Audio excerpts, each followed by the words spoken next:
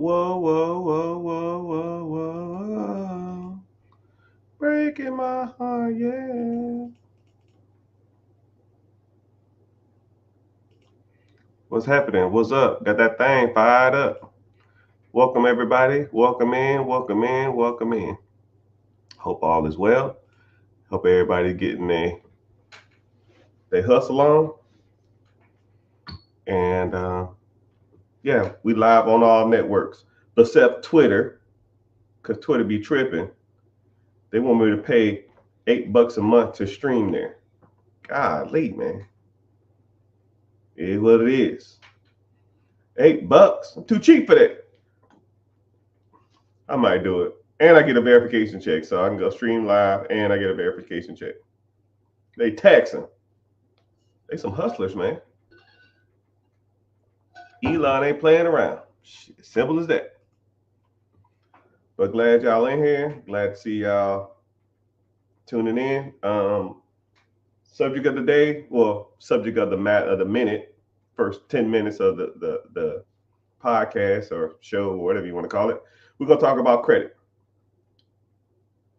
And then after that, I'll probably talk about somebody saying Elon Musk is not that smart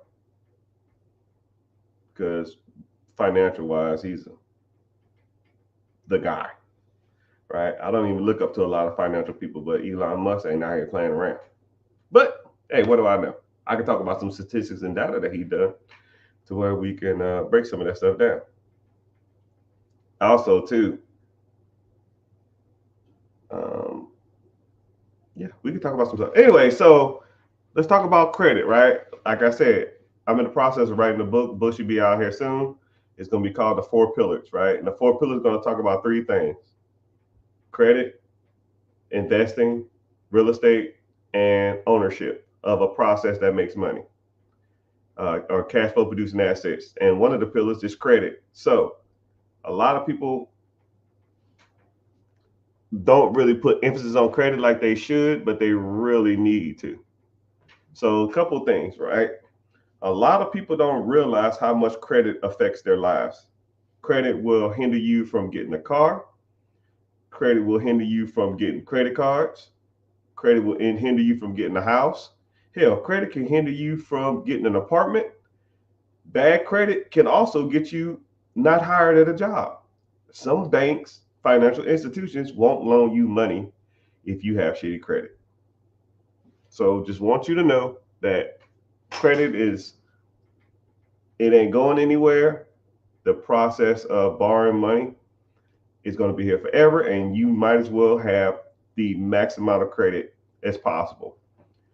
When it comes to credit, a couple of things really matter.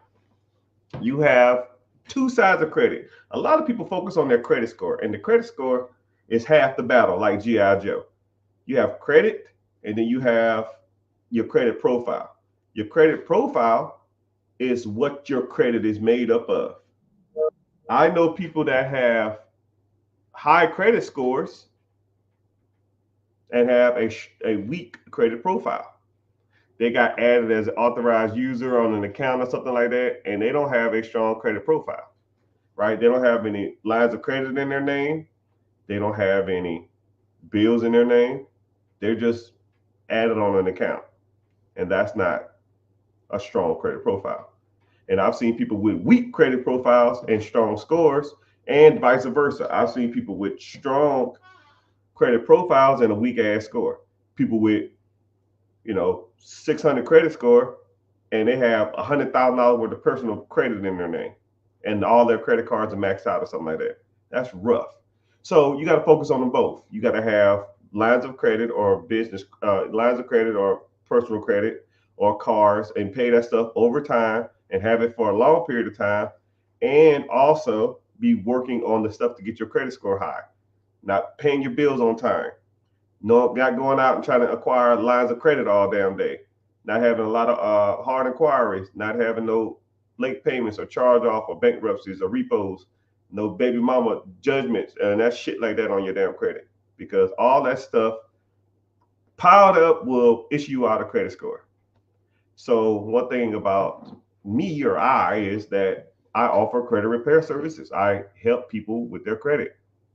First thing we're going to do is we're going to look at your credit profile, and or then we're going to look at your credit score. We're going to see if anything's on your credit that could be worked. Things like your late payments, your charge-offs, if you have any collections, if you have a repossession, do you have a bankruptcy, do you have any hard inquiries? If so, how many? I'll give you a little tip of the trade right now. Hard inquiries fall off your credit every 2 years. So if you're looking at your credit, right, go to Credit Karma, it's free, and go to the Experian app, it's free. Look at your hard inquiries. Anything that's over 2 years in hard inquiries shouldn't be there. If there is, you can call the credit card, the bureaus, and get that removed. But they generally get them off your credit after 2 years, right? Anything over 5 inquiries is considered a lot. If you have 5 attempts at credit every 2 years total, they consider that you a high risk for credit. They are going to try to pretty much not approve you for any more credit because they're showing you out there trying to pull the trigger on too much stuff. You consider high risk. So anything over 5, you should never try to get more than 5 lines of credit in a year, in a 2-year time. Anything over a year is kind of like it doesn't carry as much weight, but you should never be over 5. And just out of curiosity, the most I've ever seen hard inquiries in a 2-year period is 119. And I think to myself, who the hell applied for credit 119 times in a 2-year period? I mean, if you really think about it. So let's do some simple math. 365 times 2, 730 days a year, divided by 119.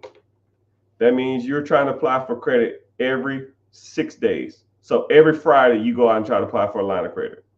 That's rough. And then you get denied too because you already have a lot of inquiries. But I can tell you something too. I'll give you another little trick of the trade. What happens is, as soon as I saw that, the first thing I said is, how many cars have you bought in the last 2 years? And I'll say, before you answer, it's either got to be 2, 3, or 4. And they'll say, oh, yeah, I got 3 cars this last 2 years. And I say, yeah, I can tell. I said, well, how do you know that? I said, because there's a right way and a wrong way to buy a car. I'll even put you on some more game, right? I'm giving y'all sauce today. Hope you're getting some value from this. Never get financed at the dealership, because the dealership job is to sell your loan to a lender. And the best, the one that gives you the best interest rate is the one they're going to go with, and they're going to get kickback from that. So for example, let's say you want to go out there and buy a 2001 Hellcat. I don't know, y'all love Hellcats for some damn reason. Say you want to buy a 2001 Hellcat, which I know they didn't make Hellcats 2001. That's a joke. But let's say it's a 30 ball, a 30 piece nugget, 30,000 wow. So the car's 30,000. You say, hey, I got a finance department. I'm going to see if I can get you financed. Is that okay with you? Okay, cool. They're going to put your information into a system, and it's going to shoot out to multiple banks: Bank of America, Truist, PNG, PNC, all these different banks, right? Boom, boom, boom, boom. It's going to shop out to 15 different loan companies, and then they're going to pull your credit. Ping pong, ding bong, ching dong, ming ding ding. Go to all these different places, and now you have 15 hard inquiries on your credit in one day. And then they're going to come back and they say, yo, I can finance them at 6 months for 6.5. I can finance them 60 months for 5.2, whatever. Well, and all they're going to do is, cool, I'll take your offer. And if they get you to sign that contract, then that company pays the dealership a fee, couple $100, $200, because you finance through them. And that's why they use those companies. It's almost like a kickback, even though that's kind of illegal at times, but people do it. So That's why you have a lot of inquiries every time you go buy a car from a car dealership.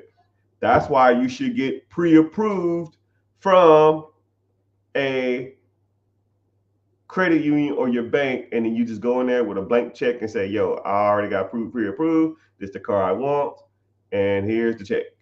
And you just write it for that one time, and you're done. That's the proper way to buy a car. If you want to buy a car, even though you should be buying hoopties and for cash and dogging them shits out till they fall apart.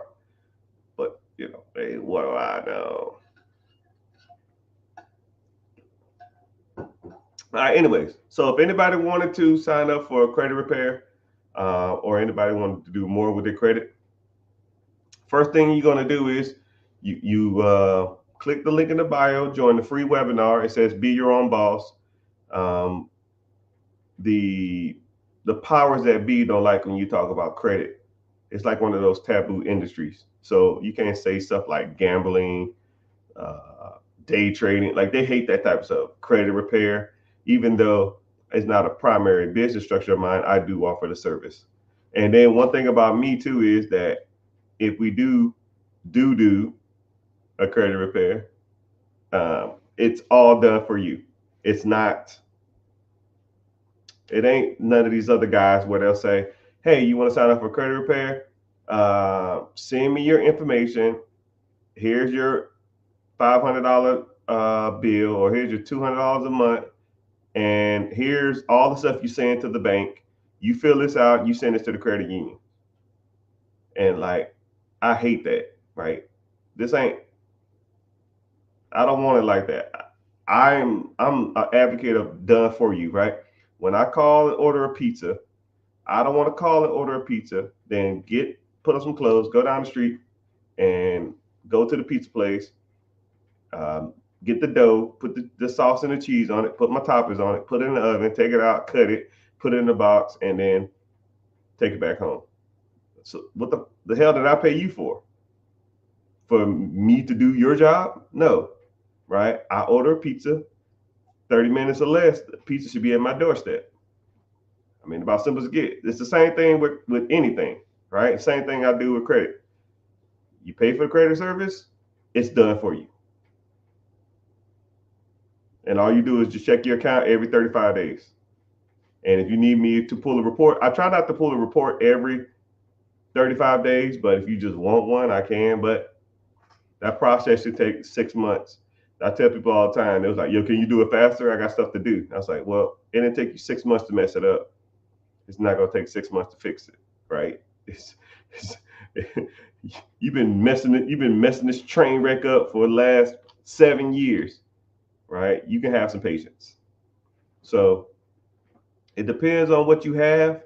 But what we do tackle hard inquiries, repossessions, late payments. Nothing's guaranteed, people, but it is what it is. I try to get it all off, and if I can't get it one time, I'll keep going till I get it off. So we add positive accounts.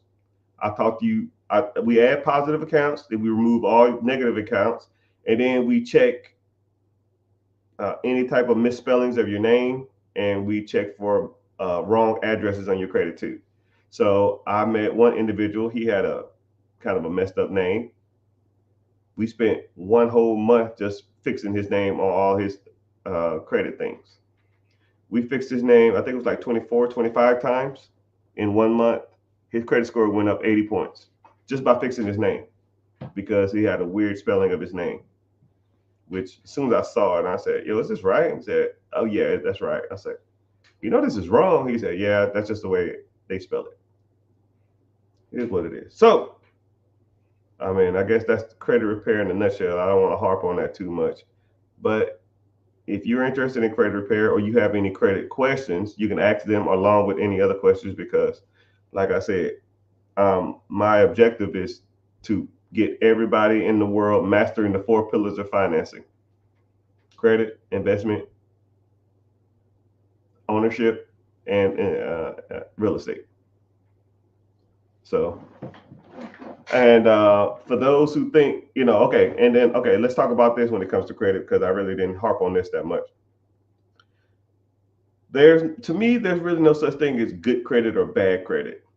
Credit is there to, it's only as good as you want to go for. You know, that if that makes sense. So for example, Mr. Richard, what's considered a good score? Okay. Uh, let's say if you need a 680 to get an SBA loan and you have a 660, is your credit good or bad? It's bad. Okay.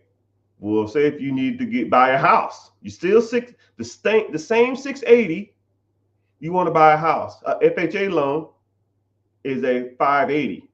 Is your credit good or bad? It's good. So is there such thing as good or bad? It's only contingent or subjective on the application you want to get. It's like saying, is this person ugly or not? I don't know. Who are you trying to talk to? If you try to talk to someone like, I don't know, Jennifer Lopez, then she might say you're ugly. But if you try to talk to someone like Lizzo, she might think you're attractive, right?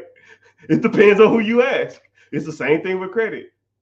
To me, there's really no such thing. There are better credits than others, but your objective should be always to focus on certain criteria that you want to get. If you want to buy a house, get your credit scores to house level. You want to get lines of credit or business credit, focus on that. You want to get investment properties, focus on that. You want to get a VA loan, focus on that. You want to get business SBA money, focus on that. And now you have a target. Once you hit that target or exceeded that target, now you go out and use that credit for what it was intended for, to buy stuff without paying for it all up front.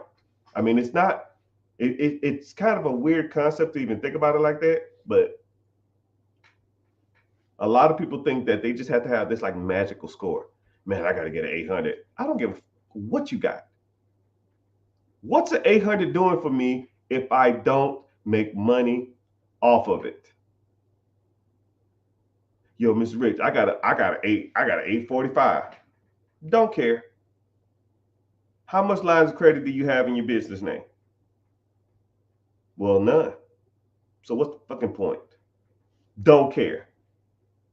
I'd rather have $1 million worth of business line of credit and a 700 than 0% of business credit, zero amount of business credit, and have an 840. Don't care. You're not impressing me, right? Go out there and slide that card and buy 3 Sprinter vans and put them bitches on Turo and outfit them for hikers. That's impressive with no money out of pocket. Not, look at my Credit Karma. Watch this. I got 845. Don't care. Don't care. How are you using that credit to make you money? That's impressive. The number's not. So enough of that credit stuff. So let's get to the questions of the day.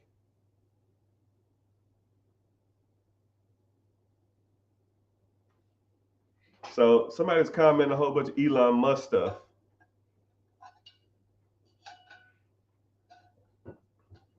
Don't talk about my savior. I'm not a starstruck person, but I have 4 people to meet in my life, and I've only met one. 4 people in my lifetime that I want to meet. Everybody else is just normal people to me. I will never be starstruck unless I meet these 4 people. Elon Musk is one. Which I met him, but I didn't really talk to him like that. But he was on some weird stuff. When I was in the military, I had to service his private jet. I did a mission for NASA. I helped launch the first SpaceX mission, and then as the shuttle was launching, we had to service Air Force One and Elon Musk plane. They was parking on the same tarmac. So I was out there. I met him for like 2 seconds. A quick nod, and he just kept walking. He's taller than I thought, and he walks weird. But that's another story.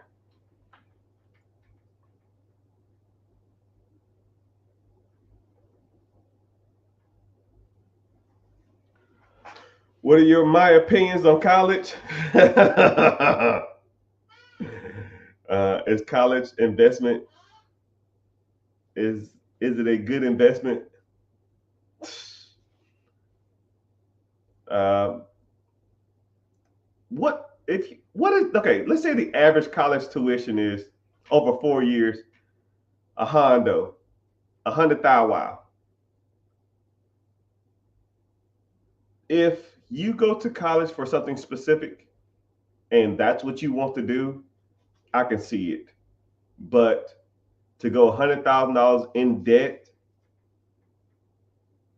to do something that's probably going to pay you $60,000.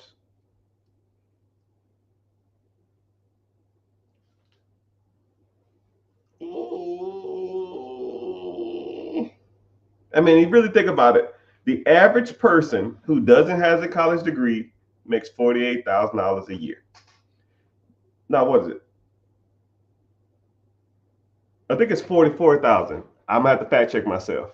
I don't want to say the wrong thing. Average income for a non college graduate. 42,000. No. Yeah, 42. An associate's is 44. Ooh, college, a bachelor's is actually 59. I thought it was 56. It went up. So let's think about it. A person without a college degree, average income is 42. An average person with a college degree is 59. So simple math, 59 minus 42, 17,000. Wow. All right, let's say the college degree costs 100,000. Wow. Minus or divided by 17,000. That's 6 years you have to work. That's 6 more years you have to work to get your money back. However, a lot of people say, well, you can make your money back in 6 years. Yeah. Was you working while you was in college? Probably not.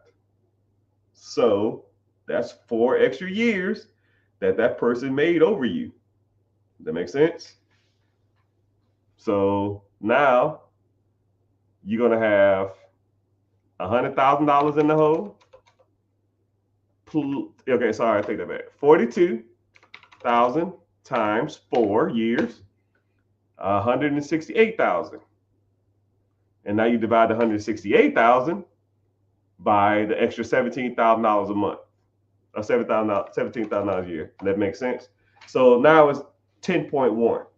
So it will take you 10.1 years to catch up to that person. Actually, more than that, it'll be like 14 because one person starts at 18, the other person starts at 22, 23, and then they start working. But that one person at 18 is already made. And that's if you put the $17,000 extra a year towards the college tuition, which you're not, but just for sake of argument. So you're somewhere in the range of 14-year head start. So 14 years, 14 plus 18, I don't know, 32, 33. You'll eventually catch up to that person at 33 years old. Eh. But that's average. I could take the $100,000 and start a business or buy a business. And the person making $60,000 a year will never make the person what the entrepreneur makes. So I want you to think about it like that. Entrepreneurs are the highest, or entrepreneurs and financial services. That's the industry. Financial servicing is the highest paid industry in the world. Pretty much entrepreneurs. Right? But it's not easy and it don't come quick. You got to work for it. I want a 61 Plymouth Barracuda. Ah, Barracuda. I want the LLC. All right, well, Sammy, I don't know what that means. Go get an LLC.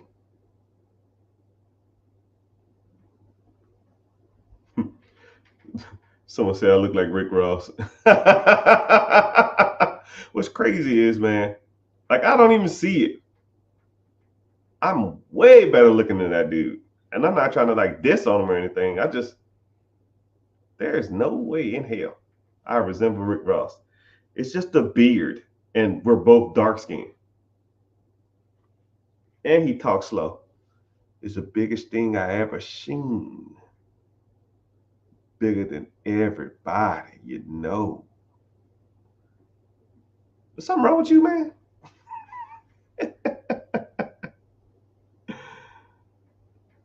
Bunny, what's happening? Jay Gillen, you in here? Hey, man, I heard you gave away a Cybertruck to somebody who watched your video. Hey, man, I want a Cybertruck. Give me a Cybertruck, man. Damn.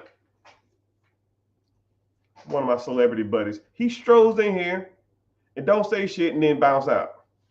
You're killing me, man. You're killing me. At least let me get on the YouTube. I need some street cred. You know, honestly, I don't even need that. I don't need the money. I don't need the fame. I don't need nothing from you. I just want to know how to properly say your name. That's it. I don't want to see Logan Paul. I don't want no Prime deal. I don't want to meet Mr. Beast, even though I saw that special. Don't care. All I want is for you to teach me how to say your name, because I've heard 4 different ways to say it. But you're strolling through, you probably don't even listen to what I'm saying. It's all good. If I have an open cash loan and want to go through the SBA, you should give back the loan. An open cash loan, like an advance pay loan or something. I don't even know what that is. But okay, the SBA is going to check for a credit score. If you have debts owed and stuff like that, it's almost like when you're trying to buy a house and then you owe like all these other people all this money, man. They're going to be like, yo, what the hell is this, man? You got to get this off of here and stuff like that. You gotta fix that type of stuff. Who's the one you met? Oh yeah, it was Elon Musk. So 4 people I want to meet. I met Elon Musk, but I want to meet him. Not like what up? Kept walking. I want to meet Obama. LeBron James, a huge LeBron James fan. I wanted to meet Kobe Bryant, but he passed away though. And I don't know. The last one kind of varies from people to people at times, but probably just Barack Obama and maybe Jay-Z. Maybe, but I'm not really worried about that. I really don't care about Beyonce that much either. But I just think it'd be kind of cool to meet Obama. But I've met every president. I met Trump. I met Biden. I met Trump like 7 times. He was kind of standoffish, right? And I'm unbiased too. I don't care either way. Love him or hate him, I don't care. I'm real big on like being personable to people, especially people who are like in service to you. You know what I mean? Like if I've been standing out here for 3 hours waiting for you to come to service your aircraft, and you don't even like, hey, thanks, or any of that shit, nothing. It was just the most acknowledgement I've ever gotten from him was this. Kept on walking. What the fuck? I was saying I had 3 hours in this hot ass sun waiting for that. AC Slater, what's happening?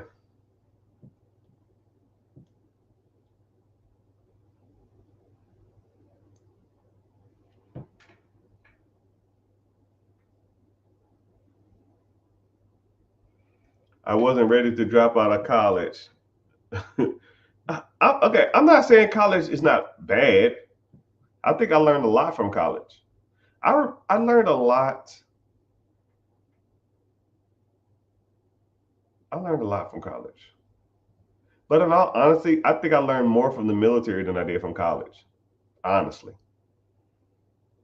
the military, if you go in it with open mind and try to take as much out from it as possible, you'll get the game.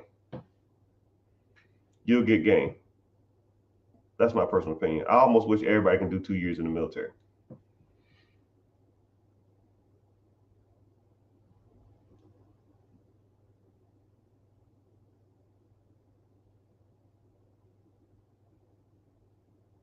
Hey, is my mic working? I'm gonna show it down.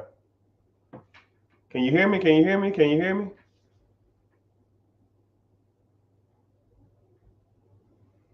What did you do? Learn in the military? Shit, everything.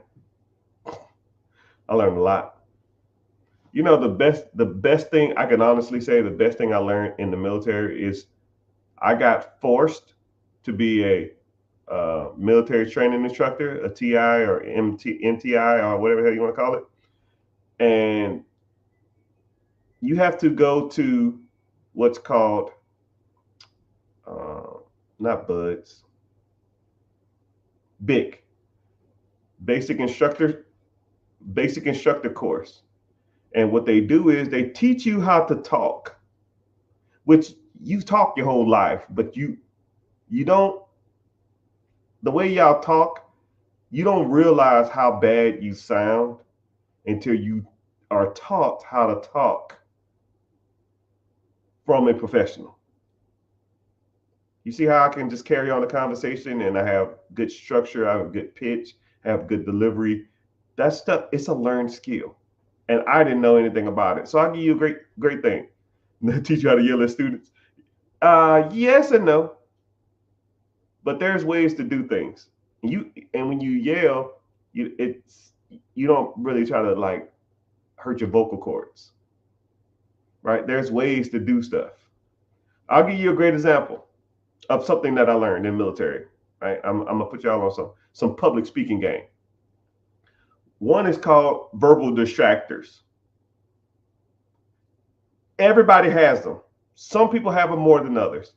A verbal distractor is any random word in a sentence that didn't need to be there, but you constantly repeat it. So things like, um, well, and then you can either start it or end it with verbal distractors. Things like, you know what I mean? You feel me? You pick up what I'm laying down. You see what I'm saying? You don't have to say that stuff. If you conveyed your message properly, you don't have to reiterate the fact that they understood what you're saying. You know what I mean? Verbal distractor. Um, don't say just shut your mouth and think about what you're going to say next. You know what I mean? You see what you're learning. You're learning. Okay? Verbal distractor. I catch myself doing it now all the time. But if you watch a lot of people public speak, they'll give you some, man, they'll talk about so much stuff and they will talk about, we have to watch public speakers in the class and we'll watch their verbal distractors and we'll go through and wait for their pauses. You got about 5 seconds to start talking. And then you continue your message without saying words like a It's a learned skill. You just got to do it. See what I'm saying? You feel me? You pick up what I'm laying down?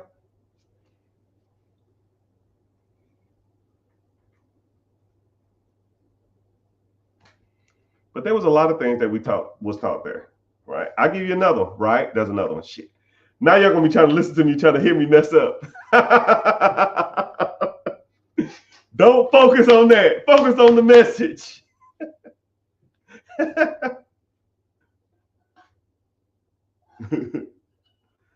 Are you cool with Tyler Perry Madea fan?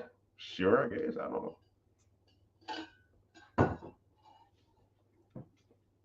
Also, too, we talked about pitch. We talked about delivery. We talked about hand placements.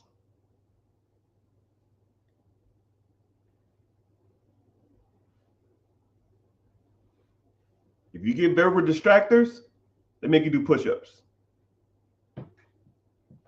And then what we do is we record you. We record you, then we watch it back in front of everybody. 3-minute speech. So the first speech they give you an impromptu speech about yourself. 3 minutes. And you first hear it, when you first hear yourself say who you are as a person, you watch that video, and then they make everybody do it. And then they get to teaching. After about a week, you watch that same video again. You're like, what the? This wasn't even me. Oh, yeah, it was, buddy. You was bad. Know what I mean? Verbal distractors. You will hear yourself. Once you turn once you turn it on, that you hear yourself saying it, you will never say it again. Well, I say it all the time, but I don't care. It ain't like y'all checking for me, but I'm the best of the best of the best, sir. And just like also too, pacing the room, pacing back and forth, look at people in the eyes when you talk to them. And something else we do is we talk the triangle of speech. So you look at someone in the front, you look down at the left corner, then you walk left and look at them in the right corner. And then you work your way in the middle. 2, 3. 1, 2, 3.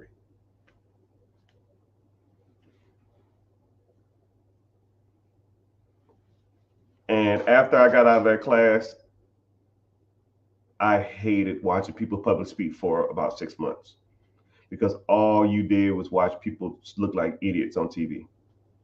And my favorite is watching politics or politicians speak without a prompt.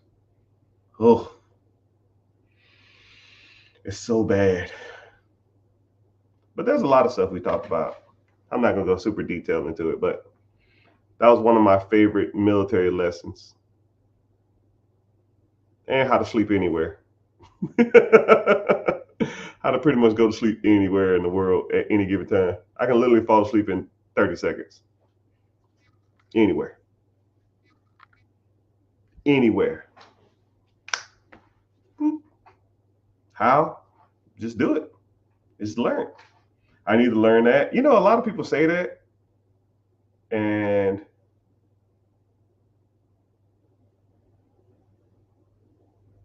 I don't know. I don't know. I don't know a world without that. At least now. So ask the questions. What's going on? I don't want to talk about me and my military service.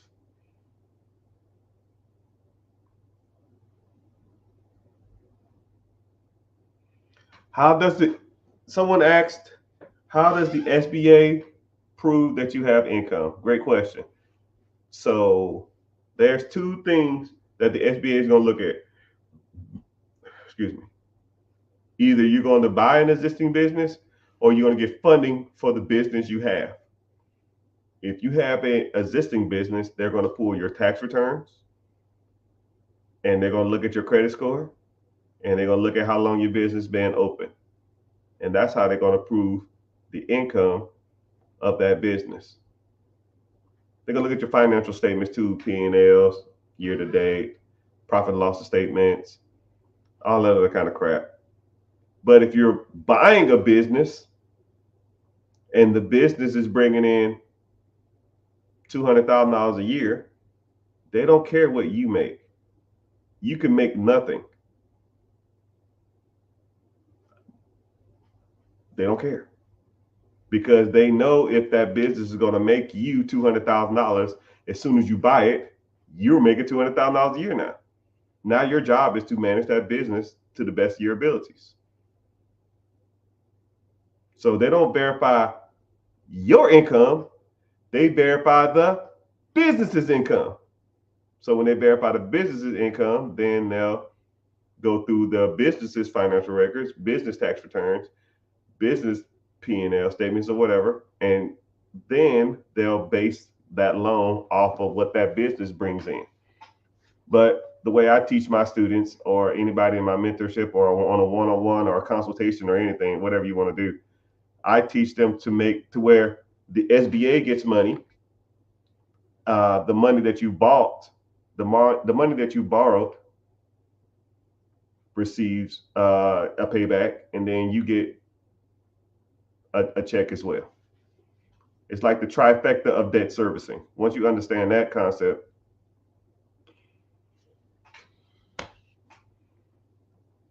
kind of downhill from there.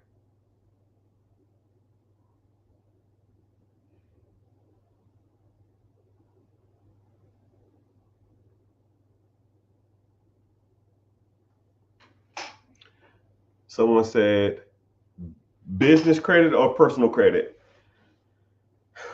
I don't even know what that means, but I'll answer that question to the best of my ability.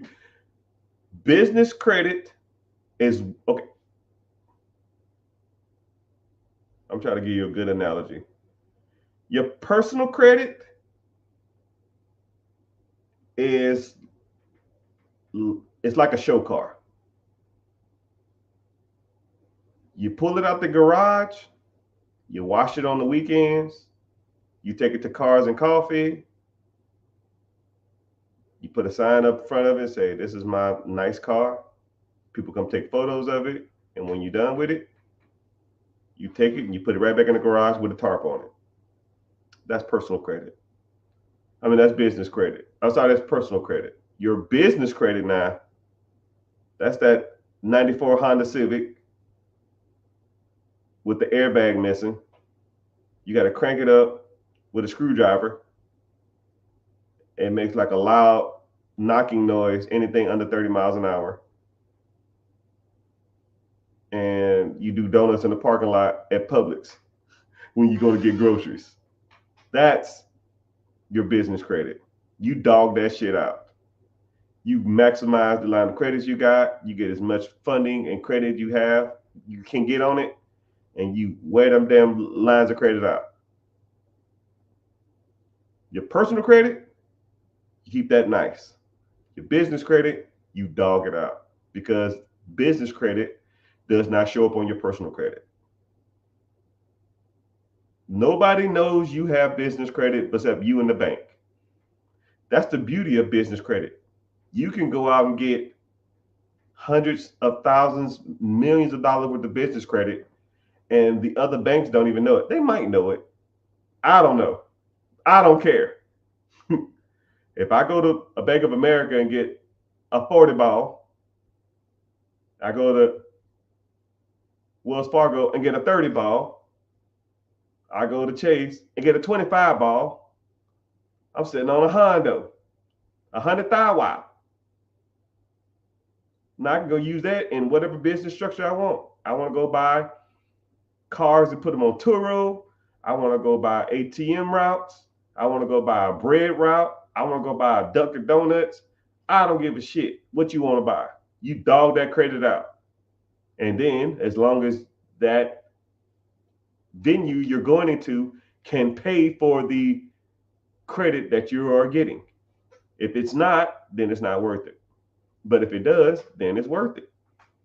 If I got 0% interest, let's say if I have this line of credit, 30 piece nuggets, 30 piece nuggets. And I always like to show people this. And sometimes I just go get these just to show y'all I'm not out here playing around. And here you go. Here's the date. Here's the date. This is a brand new card. 30-piece nuggets, 30 thigh wow. Now, let's say if I went out and I wanted to buy a vending machine route. The vending machine route is $30,000 cash, and that's 0% interest for a year. And the guy told me it's been making $30,000 a year cash flow to my pocket for the last 5 years. Now, is that a good deal or a bad deal? Well, I got 0% interest for a year. So if I use the 30 ball on the line of credit, that's not going to show up on my personal credit. Within a year, I'll be breaking even. And then next year, it's paid for, and I can just make $30,000 a year. So is that a good deal or a bad deal? If that's what you want.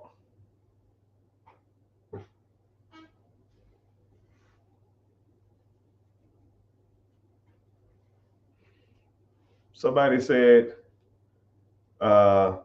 we need a serious and trustworthy receiver who can receive a large amount of money in the wallet and monetize it.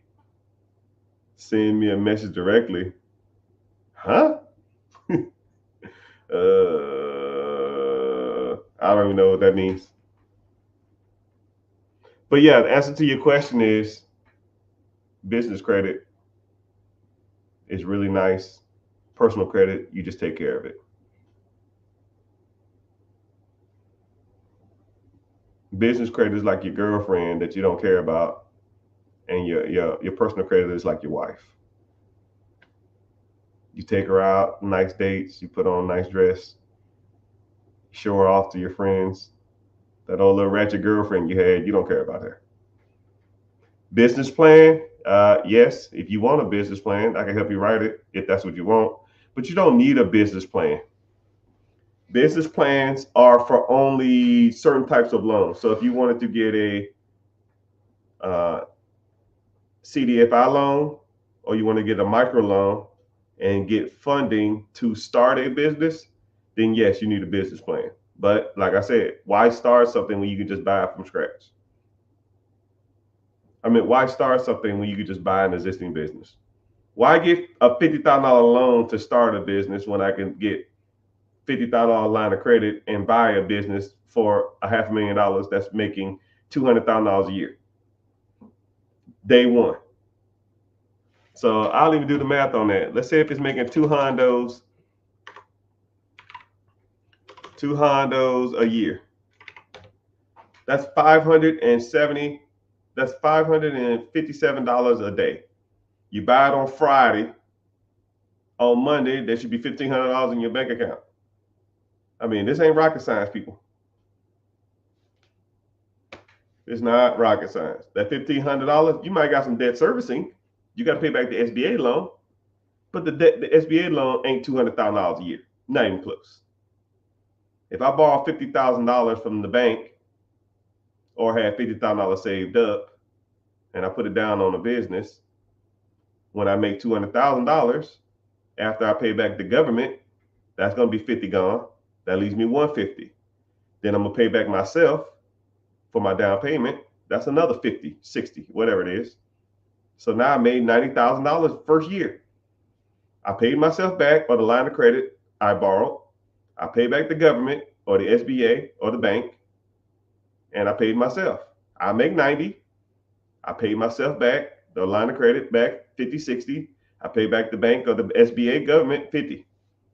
90, 50, 50, or sorry, 50, 50, 60, 90, or some shit like that. Whatever the damn numbers are. I make 90, pay back the line of credit, 50, 60, and I pay back the other 50. Win, win, win. Everybody's getting checks. And that's where it gets good. Year two, you don't have to pay back the line of credit. You already paid it back. So now instead of you making 200, you take away the line of credit or the SBA payment, which is 50,000. Now you make $150. $1.50 divided by 12 is what? 13,000 a month. Who can't live off $13,000 a month? I'll wait. I will wait. In your personal opinion, is it better to buy a business or start a business? Shit. I just answered that. But I'll answer it again. But I'll answer it differently. Let's say if I gave you this 30-piece nugget right here. I gave you this $30,000 worth of line of credit. Or I put $30,000 in your account. And I said, yo, go start a business. I'll make it 50 because 50 is a little easier. I gave you $50,000. You saved up $50,000. You got $50,000 worth of line of credit. Don't care. Okay, cool. Go start a business. What kind of business? A daycare. A little easier concept to grasp. A daycare. Okay, I want to start a daycare. You got $50,000. Cool. You need to go lease a building. Say the lease on the building is $2,000 a month. That's $24,000. He or she might say, yo, I need security deposit and I need first month's rent. So $4,000 gone. Right? So out of the 50, $4,000 is gone. That's $46,000 left. Cool. You need to go buy equipment. You need to go buy some pads. You need to go buy little play areas. You need to go buy chairs. All that kind of crap, right? Some equipment. You might be all into that, probably $5,000. So now you got 41. Okay. So now then you need probably a point of sale system. You're not going to be sliding no damn Cash App on no damn business. You need a point of sale system. You need to get some cash registers, some reoccurring payments. You need a vendor to run that process, right? That might be a couple grand for the year. Okay. So now you got the vendor, the point of sale system, you got supplies, and you got the business, right? You're going to do an opening, I don't know, a month from now. So now a month passes, you owe another month's worth of rent. So now 39 goes to 2,000 down. So now you're at 36,000, right? You got employees. You're going to be taking care of these damn kids yourself, right? So let's say you hire three people, and let's say they get paid $1,000 a week, which is $4,000 a month, which is $48,000, which that's a decent amount. $1,000 a person, you hire 3 people. That's $3,000 times a month. $3,000 a week times 4. That's 12,000. So now you're 37, go to 25. You still got 25 hondos left, or 25,000.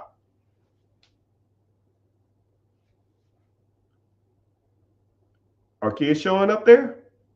You put a sign out, no one came.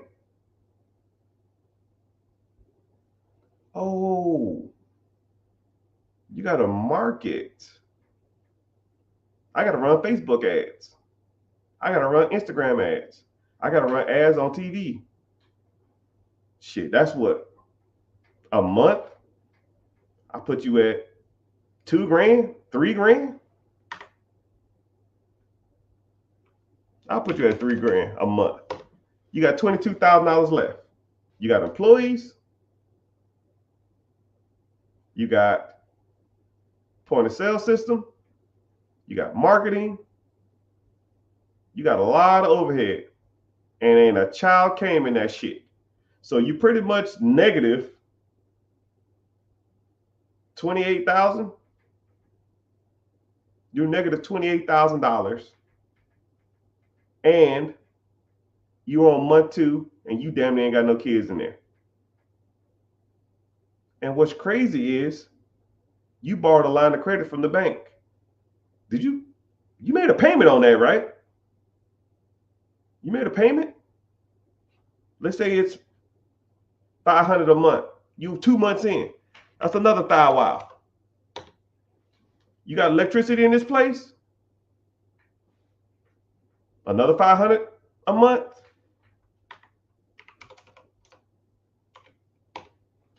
Three months in, that's another $100. That's another $1,000. You at 19,500. Now let's say out of the advertising, you 3 months in. Let's say if you get 3 kids coming in, 3 kids, you're charging them $150 a month. That's $450. 450 times 4. That's $1,800. So I'm gonna add $1,800. Add $1,800 for the first 3 kids. Wow. Now that credit card payment coming up again, negative $500.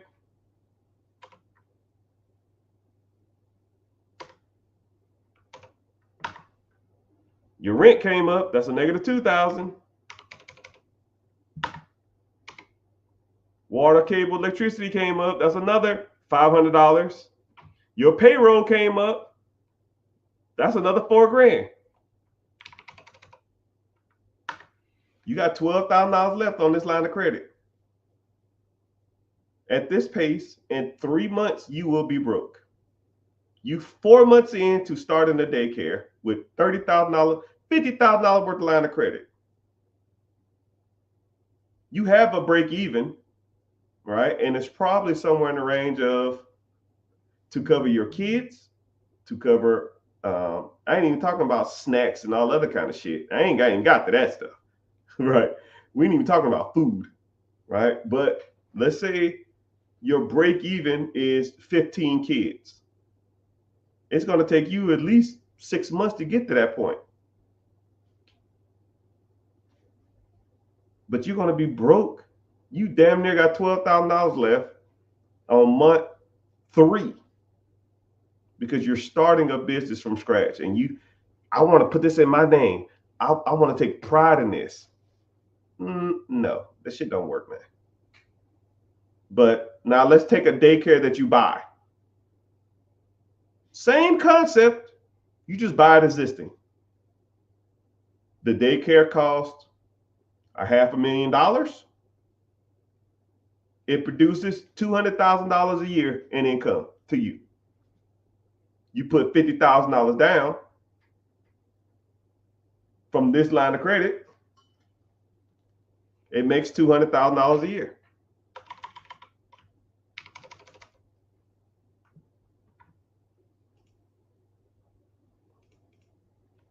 $200,000 minus the SBA loan is going to be about $45,000 a year. Now you at $155,000 a year. You're going to pay back the line of credit, right? That's another $55,000, probably with some interest or some shit. That's $100 piece. Now year 1, you make $100,000. Or you divide $100,000 by 365. That's $273 a day. You buy it on a Friday, $273, Saturday, $273, Sunday, $273, Monday, $273. You up a G over the weekend you bought it. Do you got to go out and hire employees? They're already there. You got to find a point of sale system? No, they're already there. You got to go find a place and go get a lease? No, it's already there. You got to find management? No, it's already there. You got to do any advertisement? Nope, already there. You got a CPA? Already there. Accountant? Already there. Why reinvent the wheel, people, when the wheel is already there? So people always ask me, what's my opinion? Should I start a business or should I buy a business? If you like losing money, then start one. You know the statistics on businesses that close in the first 5 years? 91%. 91% of all business fail in the first 5 years. And that's over all businesses. Oh man, I can get into this type of business. Tech ain't, that don't work in tech and all this other kind of stuff. No, that's all businesses. That's all businesses. Nobody's exempt. But what is the success rate of a business that's been open for 10 years already? So you telling me a business has been open for 10 years, management, systems, teams, employees, accountants, cash flow, income, taxes, and it's been there for 10 years. You're not even working there. You telling me you're going to take over this process and fuck it up and you're not even there? It ain't happening. Generally, it's not happening unless you go in and talk about, I'm in charge. This is the way we're going to do shit. No.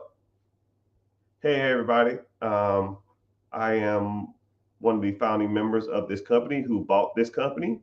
I'm just here to, if you have any questions, let me know. But everything will be directed to Jim or John or William or Smith or Jane or Daniel. He'll direct the questions directly to me. And or if you really have to talk to me about something that you can't take to him, I always have an open door policy, but always use your chain of command first. Assistant manager, shift lead, GM, and then me. See y'all at the Christmas party. Boom, boom.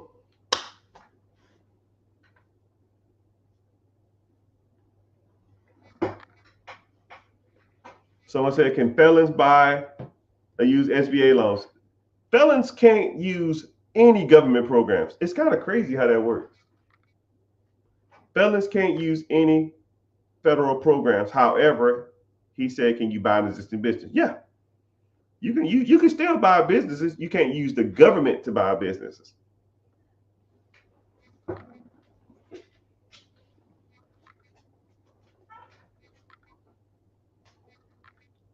You can't use the government to buy a business, but you can use the banks to buy a business. The only difference between the SBA and the banks is the amount down.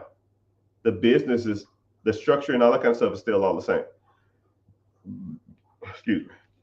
So for example, if you wanted to buy a business through the SBA, I think it's 10% down or even 5% down. But if you want to buy one through the bank, I think it's like 15% down or even 20% down. You're just going to have to come up with more money, but you still can buy a business. Or better yet, cut all them out and just go straight to the source. Get the owner to finance you. 41% of all deals are financed. All 41% of all business deals, business acquisitions are financed through owner financing. You don't even need the bank. You just need to know how to negotiate and find the deals. Once you understand that, you can find the money. I mean, and the bad part about it is sometimes I'll have a deal on lock. This was back in the day though, but I have a deal on lock and I have the SBA, pretty much on my side. I have all the down payment and stuff like that. And I'll just say, you know what? Just out of curiosity, can I get, I won't say that, but I'll say like, can I, I'll say the same generic statement. You can even have this one. Man, the economy is extremely risky right now, and it's expensive to borrow money now. Interest rates are ridiculous, and I'm really interested in this business or this house or this property or this process. Is there any way we can negotiate owner financing to get this deal done? Something along that line. I have a copy and paste statement. Hold on. Actually, I'll find it for you. I will find it for you. It's the universal statement that I say to all my leads. I'm gonna see if I can find it.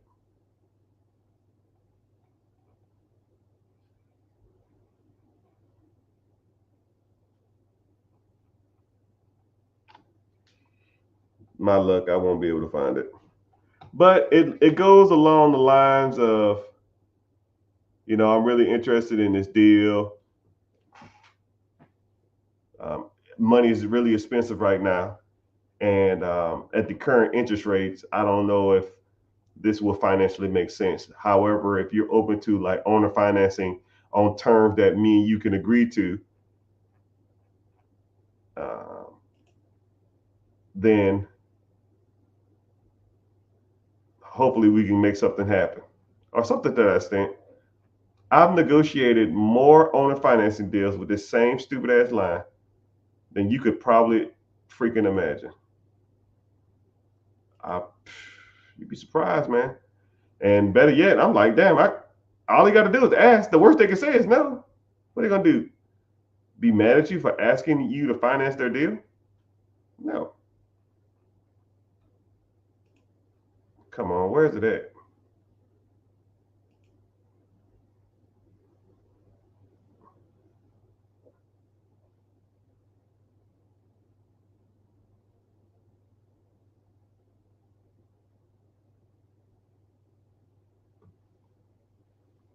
Hell, here's one right here. Here's an older deal that I was looking at. I ain't gonna show you, but I asked the guy, "Can I get owner financing on this one property?"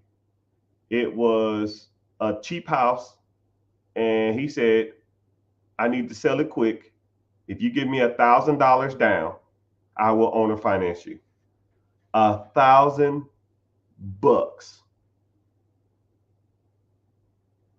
$1,000. You know what? Screw it. I'll show you. I'm not gonna show too much. Owner financing available with $1,000 down. With owner financing with only $1,000 down.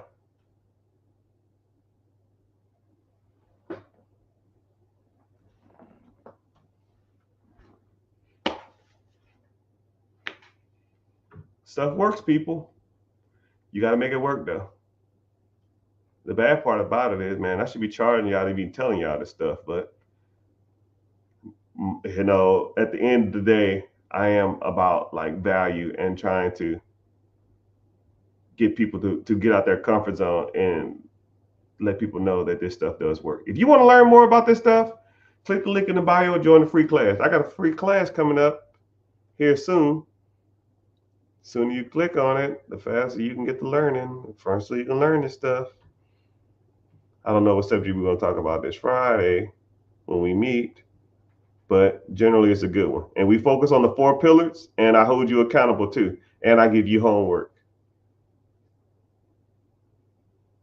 Man, where is this at?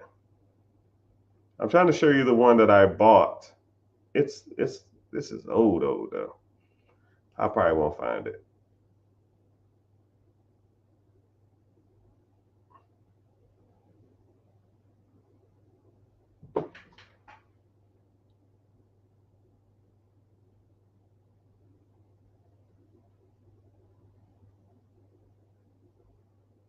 I didn't even see this email. Oh man. Damn. I just lost a Hondo. Damn it. Damn. Sorry. That's what happens when you don't use your email. Now I'm in a bad mood.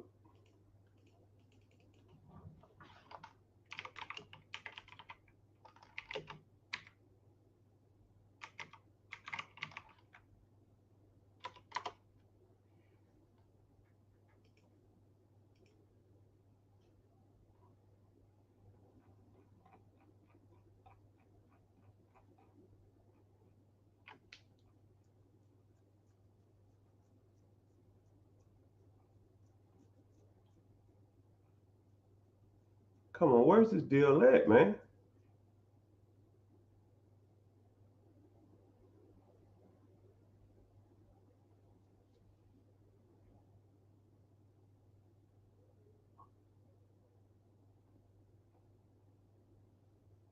A 30-30 ball. A 30-30-30. A 30-30 ball. You know what? I don't even care. Maybe that's it.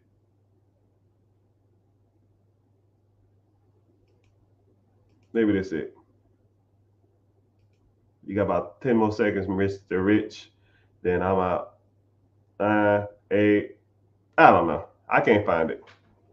I was just trying to find anything that I forgot the statement that I used. I used to have it copied and paste in an area, but I don't even know where to look for it. But anytime I'm looking for it, I just find it, but I can't find it now. Maybe because I focus on talking instead of that. Anyways, enough of that crap. Can you turn a property primary into investment property? Can you turn your primary residence to an investment property? Yeah, rent it out. Simple as it gets. Thank you everybody for checking in. I see y'all on YouTube. I see y'all on Twitch. Who the hell be watching from Twitch? Be some random person.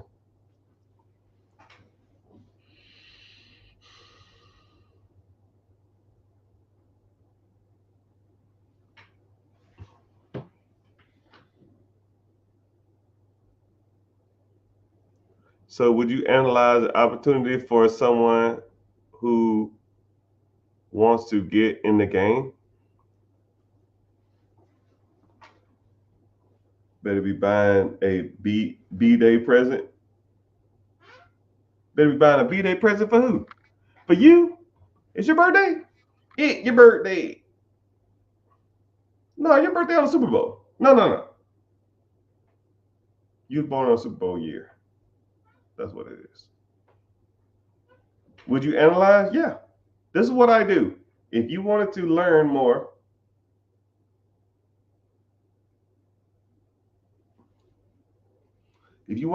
click the link in the bio, join the free class. And what happens is we meet, and if you want to move forward, I'll teach you how to find deals, negotiate deals, buy deals, fund deals, all of it. But it's not easy.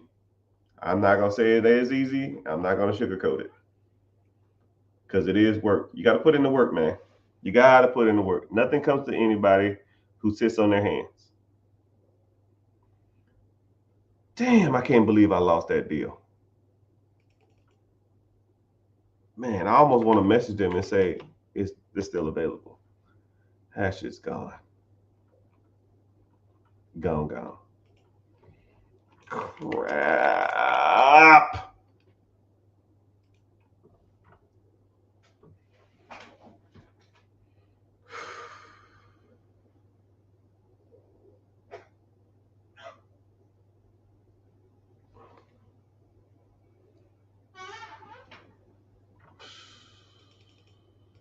Come on, killer.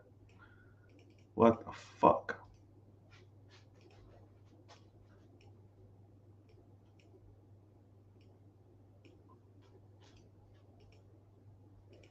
I'm gonna look at how much money I lost.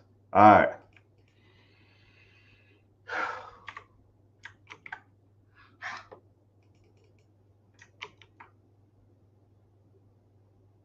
I don't even want to know. I don't even want to know. All right, killer, come on.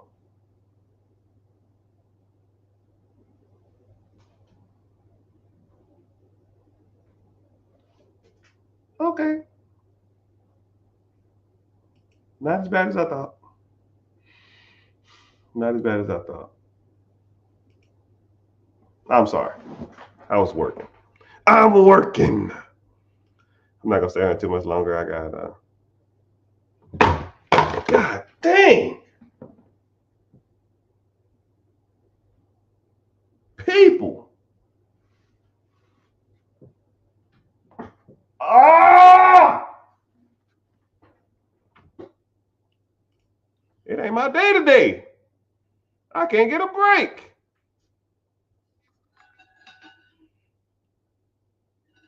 Have you ever bought a firm that does cybersecurity? IT's not my thing. People, you know what's crazy about IT? People who own IT businesses think their businesses walk on water. And I hate that.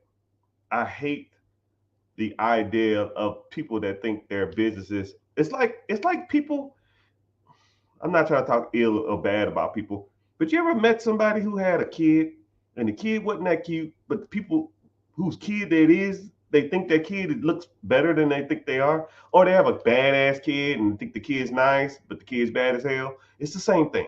I generally IT businesses are like that from my personal experience. Not all of them, but it's like a person that thinks they're, or I wouldn't say a kid. It's like a person who thinks they're good looking. They might dress well. They might be clean cut. They might smell good. Or they might have nice long hair. Or even like a female. You guys use female too. Nice long hair, in shape, good height, and they're just not good looking. But they think they're good looking because people tell them all the time, hey, you're attractive, you're attractive, you're attractive. And you're just like, nah, you're not that attractive. You meet a guy, it's the same thing. Guy that's real arrogant, think he's kind of cocky. That's my experience with IT businesses. People who own IT businesses think them shits are up here, and they're not. They're like here. And people like, yo, IT is the future. I got this AI test system I'm integrating. No, no, no, no, no, no, no, no, no, homie. We call a spade a spade. If the guy's a 6, he's a 6. I don't give a damn how many degrees he got. I don't give a damn how smart he is. Money might play a factor, but if you're a, you don't supposed to be. If you're a 5 and you're rich, you're not a 10. You're still ugly. You're just a rich 5, right? Mark Zuckerberg is an ugly dude. Just because he's a billionaire doesn't make him better looking, right? Some people might think he's better looking, but he physically is not a better looking person when he's rich. It is what it is. Same thing with IT. That's just my personal opinion, right? But what the hell do I know?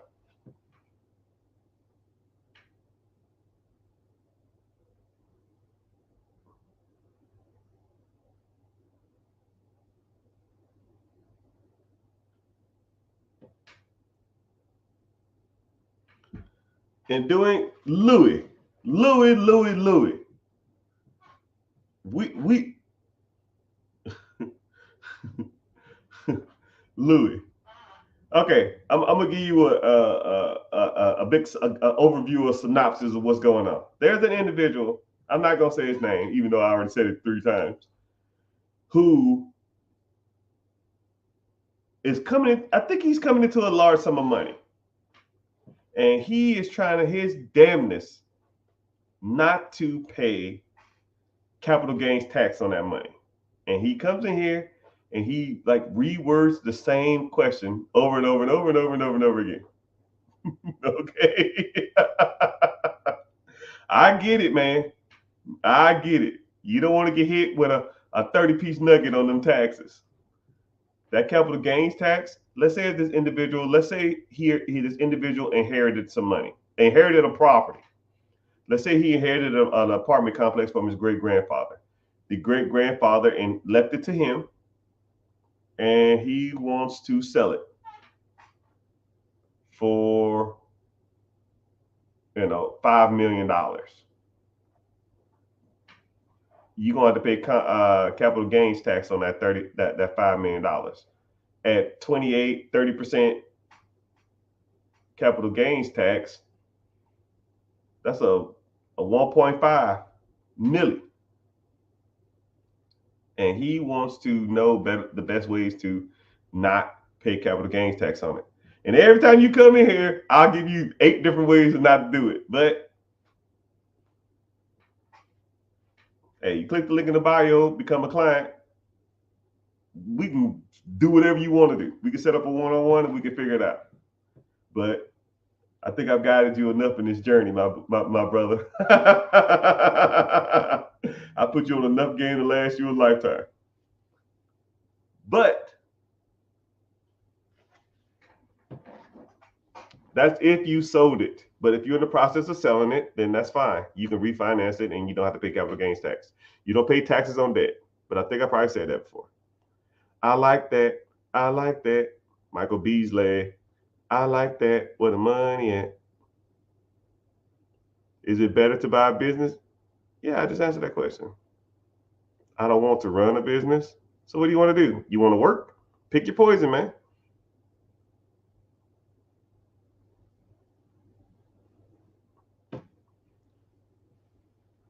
So they're actually games that learn how to master starting a business then selling them. Yeah. I meet people like that all the time because let's say if I'm looking for myself, I'm looking for someone else or someone showing me a deal or I'm talking about a deal, I'll look at a business and I can look at a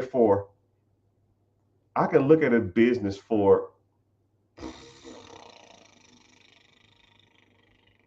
comically 30 seconds and know that a person is just starting businesses, scaling them to where they're profitable, have all the systems and stuff in play, and then selling them. But you can tell with 2 minutes of looking at it, you say, okay, I can already see what they're doing. Because the numbers are inflated. Somebody might buy it, but you can tell when the numbers are really, really inflated. And it's a lot of other factors in it, but you kind of can tell.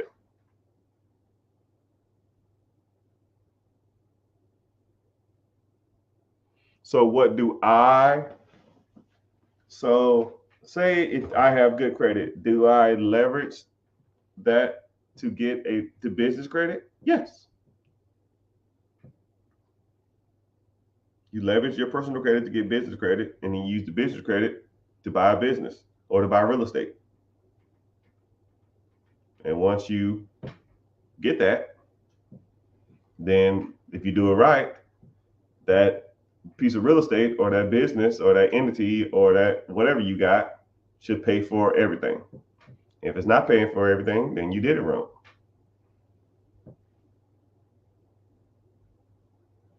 But I have like 4 tools that anybody in the coaching program, they all get the tools.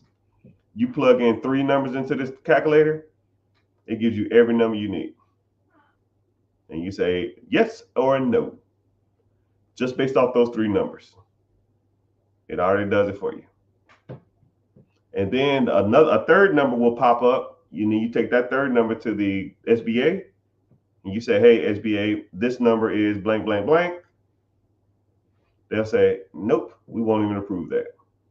So you're not wasting their time. You're not wasting my time. You're not wasting your time. But those things are things you need to learn.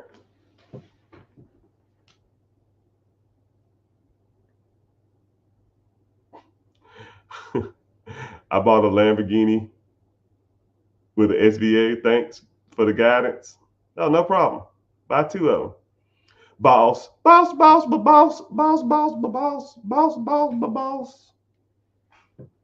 Ain't owner financing risky because it depends on them to make the payment? Huh? No. It depends on you to make the payment. But generally, people don't have a lot of debt. If you do owner financing deal, more than likely they don't have any debt on the business or on the place. You can do it on a financing deal with debt in place, but you got to take consideration that they got to pay the debt down too. Or you got to get another loan to pay off their debt after a certain amount of time. But there's a few ways you can do it. To me, it's easier to negotiate a piece of property than a business deal with owner financing when debt's in place. But they both had their ups and downs. Boss, what's happening? I'm glad you're here.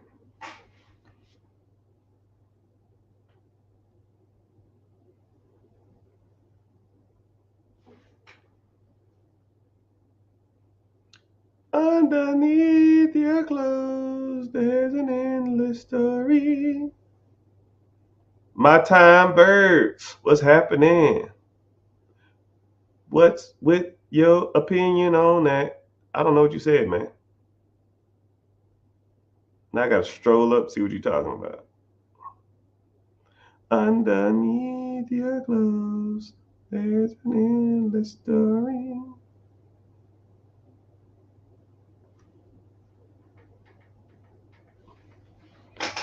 Get an LLC in another country? I don't know what that means. Why would you do that? You in America. I don't know how that works. I know the SBA, you have to be a United States citizen and or not a felon. If you're not a felon and or have a United States citizen, you can get an SBA.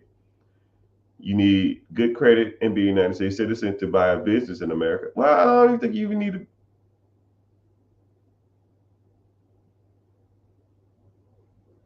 If you want to use the United States bank, but you can use if international bank if you want to. If you're coming from overseas to buy something in America, you can use the international bank to fund that if you want to. I don't see why you can't. I don't see why people would though, right? I'm sure there are plenty of good existing businesses in their country. But what do I know? You wish you knew me 3 years ago? Best time to invest yesterday. Second best time today. About simple as it gets. Underneath your clothes, there's an endless story. When this is gone, I'm right here. I'm getting off. I gotta get ready tonight for or not tonight. I gotta get ready for another call and some other stuff. But yeah.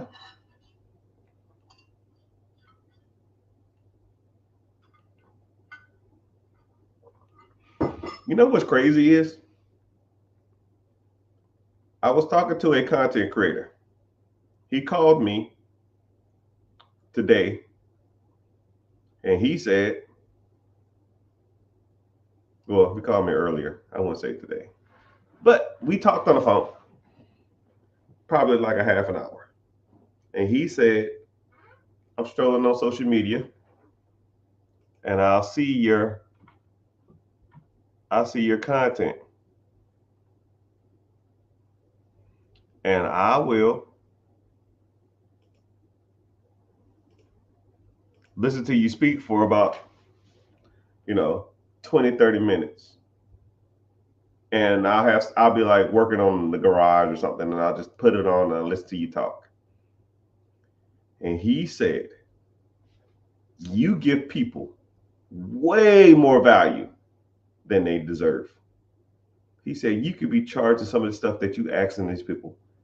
You could be charging thousands of dollars for this. And I said, I know. He said, well, why do you do it? I said, because I give you a good analogy. It's like a football game. A person might be wanting to get an extra 2 yards, an extra 1 yard, an extra 3 yards. 2 or 3 extra yards ain't worth it to me. I want a touchdown. My goal is touchdowns. I don't give a damn if I have 200 yards or 160 yards. I want touchdowns. My objective, and I've said this every day or every time you talk to me or every time you hear me talk for the last damn near year and a half, especially the last year. I've been real heavy at least this year, heavy on this. My objective is to be the biggest content creator, white, black, on all social media platforms when it comes to this money thing. Right? The people out here now are trash. Dave Ramsey is trash. Robert Kiyosaki is trash. Well, he's good, just he's out of touch. Tony Robbins, out of touch. All these guys out here now are out of touch. So we need better. We need better representation in the minority community. We need better representation amongst a younger demographic. Because I'm not even that old. I feel like I'm not. And I want people that represents what I believe in and understand the modern struggles of society. Some guys say shit like save up 20% down payment and get a 15-year loan. Yeah, if I make $190,000 a year, you can do that. But the average person can't do that. So how does the average person buy a home? How does the average person work on their credit? How does the average person buy investment properties? How does the average person invest in the stock market? How does the average person maximize their 401k? Does the average person even know what the hell maximizing their 401k is? If I went through the average person and said, what is maximizing your 401k? Right? Let's test this out. I don't know how many people on here. Between all social media platforms, we probably got 70 people. What is maximizing your 401k? I want to see how many different answers I get. I'm not going to judge and I'm not going to be mad. I don't care. That's why we learn. That's why we learn. Increase your contributions. Somebody said, I don't know. Maximize contribution matching with the question mark. Get a couple more answers. I'll wait. If they don't answer, it's fine. Get one or two more.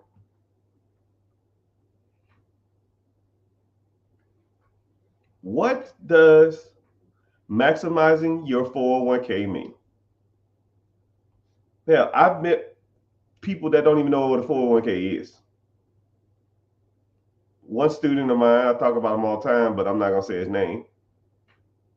He was supposed to enroll, he'd been at his job for 10 years. Never contributed to his 401k. And they did a 7% max. Put in the most you can to the max, someone said. Make you wait forever to get your money back. Make you wait forever to get your money back. Maximizing your 401k meaning, someone kind of hinted on it, means that whatever they contribute to your campaign or whatever they contribute to your 401k, you maximize the amount or potential you get back out of it. So if they do a 6% max, a 6% match, then you maximize that opportunity. You put 6% in there. So everybody on here, here's another piece of guidance that all y'all should do. Go to your human resource department at your job and you say, hey, I need to know everything I need to know about my 401k. And they'll say, okay, here you go. Here's a piece of paper. Yeah, fuck all this. How much y'all match? If you put in 6%, we'll give you 6% back. Cool, let's do that. You want to be aggressive or you want to be conservative or you want to be medium? I'm young, fuck it. Let it ride. Because if you think about it, if they match 6% of your paycheck, let's say if you make $100,000 a year, 100,000, 6% is $6,000. If you give them 6, they're going to match your 6. So now you at 12. 1 year, you got 12. $12,000. You put $1 in a bucket, and then you pull out $2. Now I don't know how many buckets you hang around, but it ain't too many that you can do that to. Everybody should be maximizing that shit. Even stuff like that. No one even talks about that. And that's not including, and that shit's in the stock market too. So now you can make 10% on the stock market. You can make 10% on that money on the stock market. Right? So now your $12,000 is going to make $1,200 from compounded interest. So now you up 13.2 in 1 year of a max contribution of a 401k. If you make $100,000 a year and you put 6% in. Thank you. You're welcome. Now you're an investor. And a lot of people say, yo, man, I can't, I'm going to have to wait to take my money out. You remember the wrong thing, man. Let's say I need that.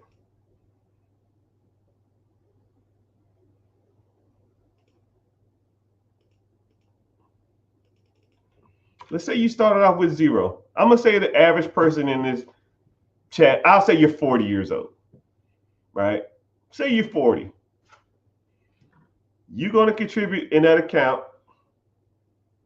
until you're 65. 25 years. And let's say they put it into a conservative index fund that pays out the stock market average since the Great Depression, 10.1. You put in 6%, they put in 6%. That's $6,000 if you make $100,000 a year. That's 12 thou wow. So you put in 12 thou wow total every year.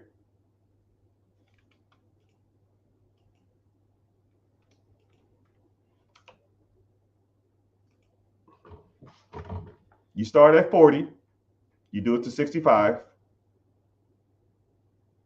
$1.1 million, actually $1.2 million.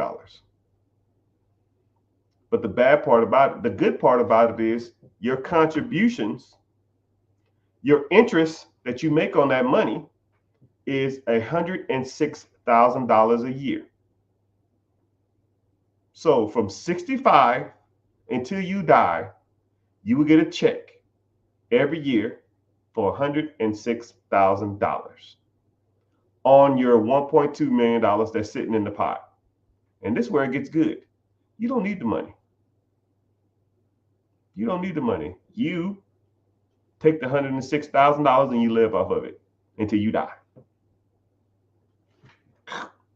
Then you take the $1.2 million, you put that shit in the trust. And now your kids will get $106,000 every year for the rest of their lives. And then when they die,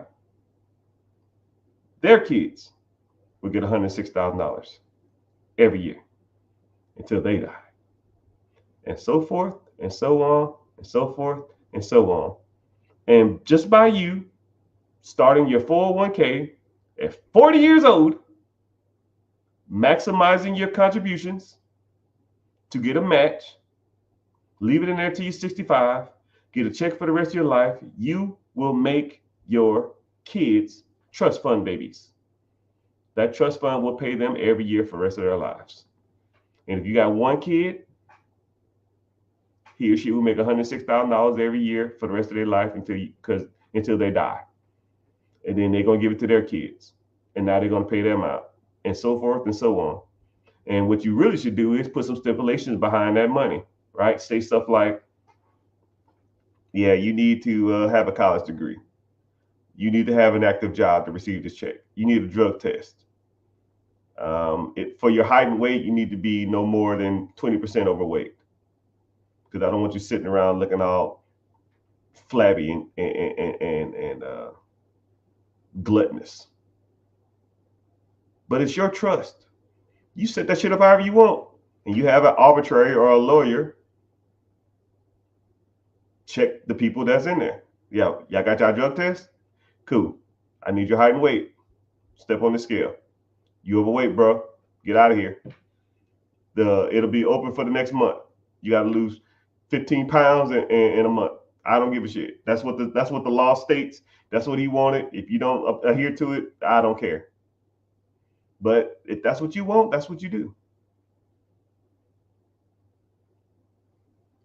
That's how you do it. Someone said, is $4 million a good size deal on a 1031 exchange? Is $4 million a good deal? Nah, dog. Because most people make $4 million on anything, right? Which is better, a 401k or a mutual fund?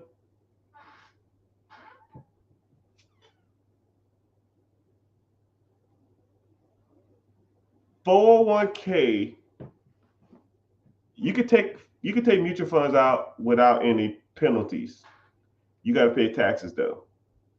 A 401k, you can't take it out without penalty. And 401k is designed for employees to incentivize their employees to invest.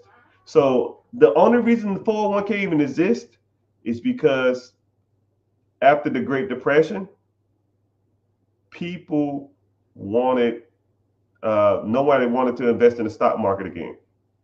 So the government and businesses stated that, yo, what we're going to do is we're going to start a 401k program to where we're going to incentivize people to get back into the stock market. And what we'll do is we have to, as businesses, we have to contribute a certain amount of money to incentivize people to invest in the stock market. That's where the whole match comes from. Because prior to the Great Depression, they didn't even have a 401k. Like that shit didn't even exist. And they started a 401k program and nobody was investing in it. So the businesses and the banks and the governments had to come up with a reason why they want people to put their money into long-term investments. That's the only reason that shit even exists, because they screwed up everybody's money in the 30s and the 40s, and nobody wanted to invest their money. So the jobs and the government and the bank said, yo, if you put 5% of your income into this pot, we will give you 5% on top of that. And they said, okay, cool. That sounds like a deal to me. That's free money. And the crazy part about it, that program's been around since the 40s. 80 years later, it's still running around thriving, and a lot of people don't even do the shit. It's free fucking money. People don't even do it. It is what it is, though. It is what it is. It is what it is. But yeah, my peeps. No, I was saying from above. Oh, what's his name? Still talking about $4 million? You've been working on that deal for like 6 months, man. 6 months. I'll be like, yo, man, I'm good. I don't even want it no more. Well, for $4 million, a $1.2 million deal for 2 years, I'm just like, yo, man, like I'm good. I ain't want to be stressing over this. Nothing should take this damn long. My goodness. You probably spend more time on that than if you were just working a regular job. You wouldn't probably make that kind of money, but you've been talking about that for like 5 years. But it is what it is. What's up, Instagram? I see you.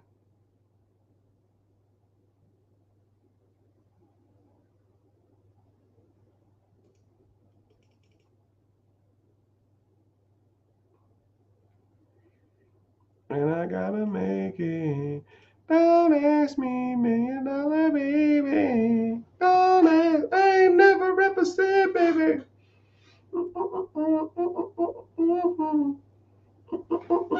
I gotta make it. Don't ask me, $1 million baby.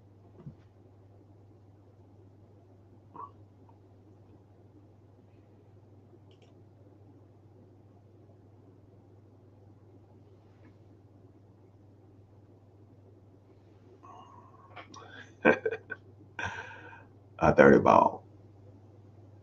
A ton of count. A ton of time. I took a time.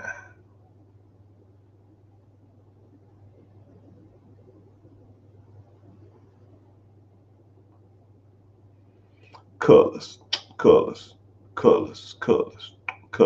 I am a nightmare walking, psychopath talking. King of my castle, just a gangster stalking. But my back's hurting. I gotta use the bathroom, and even though it's so vulgar, but I gotta go do some things. But yes, we have a free class coming up. Should be Wednesday, 9 p.m. EST, Eastern Standard Time. So sign up for the free class, come through the webinar, say hey to your boy. And let's talk about money. Let's talk about finances. Let's talk about credit. Let's talk about business funding. Let's talk about real estate. Let's talk about it all because you should be you should have a good understanding of all this stuff and how it works. And until you truly do, you won't have a good understanding on how this process works. And I'm not gonna say I'm the know all be all, but a lot of the stuff I talk about and a lot of stuff I teach and a lot of stuff we talk about will help you accomplish a lot of your financial goals. And I'm not gonna say it's gonna happen overnight. It's gonna take some time. It's gonna take some effort. It's gonna take some energy. It's gonna take some determination. But that's what we do. And I'm gonna hold you accountable, and I'm gonna give you homework. Do your dang homework, and I'm gonna get you done. I get you done. All right, one more question, and I gotta go. Um, Social media gets mad at me if I stay on more than 2 hours. So I just gotta do between 90 minutes and 2 hours. That's my sweet spot. So let's talk about mutual funds. All right. What about them? All right. So you have ETFs and you have mutual funds. ETFs is a way you can track generally the S&P 500. That means the top 500 stocks in America. You can track the top 50 companies in America. You can track the top 100 companies in America. You can track the top 250 companies in America. You can track all that type of stuff. But the S&P 500 is typically tracked on ETFs or index funds. Mutual funds are when a stock invests in a mutual type of market. So let's say if I wanted to invest in energy. So there's an energy mutual fund. It's a lot of energy companies. I always use a car company because it's a whole lot easier. Let's say if there was a mutual fund that invests in car companies. So they invest in Tesla, GMC, Volvo, whatever, right? Every Toyota, Honda, Nissan, right? And they have all these car companies in a collective want to invest in a car company, then you invest in a mutual fund car company because you get all the mutual fund, you get all of them in one. Then, if you wanted to invest in an ETF that tracks everything, then you just get a SP 500. It will have a portfolio manager. Yes, ETFs have the portfolio manager, and mutual funds has a portfolio manager, and the portfolio manager takes what's called an expense ratio. And a good expense ratio is anywhere from 0.3% to 0.8. Anything over a 1 point, anything over a percent to manage my money is not worth it. But sometimes the bigger mutual funds that produce the most amount of money is somewhere in the range of like 1.5, 1.25. They charge more money, but you get better results. So you're already negotiating from a what you call it perspective. It's like you already -1%. So if that mutual fund produces 15% and they charge a point and a half, now you make it 13.5, right? Is the 15% worth the point and a half? Sometimes it is, sometimes not. That's what you got to go through and do your research, right?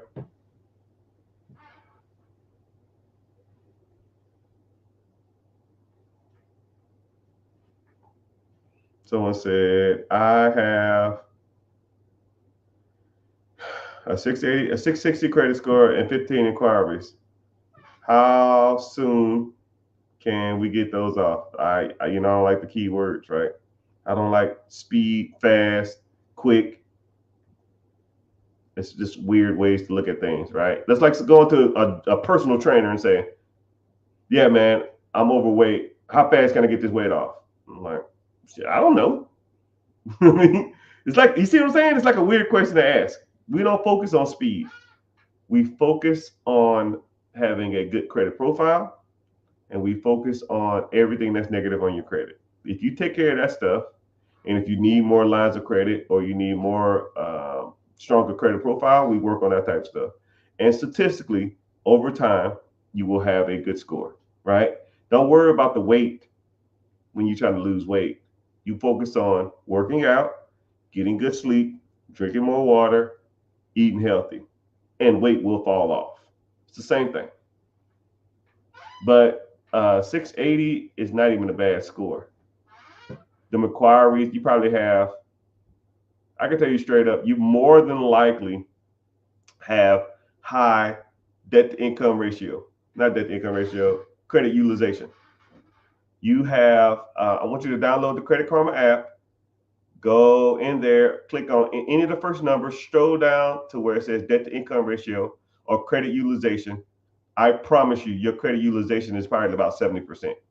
You just got to pay off your credit cards because your inquiries really don't factor in that much unless you have, and you more than likely just have high credit utilization. You have high, okay, so 8% credit utilization. So you probably have, you don't have, do you have like a repossession or repossession or bankruptcy on there? Let me guess. Repossession? Nah. You have a repossession? No. You got a repossession? I'm trying to figure it out. Repossession? I'm in debt from college. College debt don't make a difference unless you was missing payments. But I think a lot of times they don't even factor that shit in either. TT, what's happening?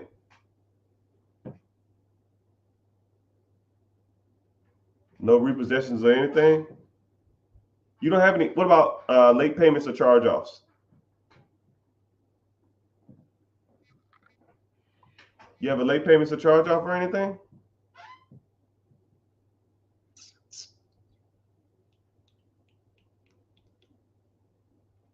Late payments, you probably have some late payments. 8% utilization. There's something else on there. It ain't hard inquiries. 87% payment. There we go. Late payments. I knew it was on there.